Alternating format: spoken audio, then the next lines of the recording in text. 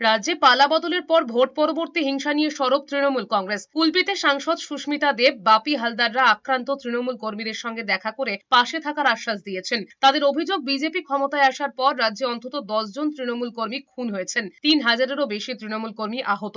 এত কিছুর পরেও পুলিশ প্রশাসনের তরফে কোনো ন্যায় বিচার মিলছে না। তাদের কথায় যারা আক্রান্ত হয়েছেন তারাও বাংলার সন্তান, কিন্তু তাদের একমাত্র অপরাধ যে তারা তৃণমূল কর্মী। তৃণমূল সাংসদ সুস্মিতা দেব প্রশ্ন তুলেছেন, পুলিশ প্রশাসন আর কতদিন নীরব দর্শক হয়ে থাকবে? রাজনৈতিক প্রতিহিংসা এমন নৃশংসতার মুখে বিচার বিলম্বিত হওয়া মানেই বিচার থেকে বঞ্চিত হওয়া। পুলিশ বিজেপির ওয়ার্কারদের জন্য সাজিয়ে দিয়েছে সিচুয়েশনটা টিএমসি কে মারার জন্য।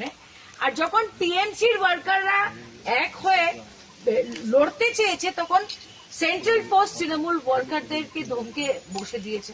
বাংলার জনসাধারণকে বলবো, বিচার আপনাদের কাছে। সেন্ট্রাল ফোর্স কেন এসেছিল? পুলিশের কি রোল ছিল?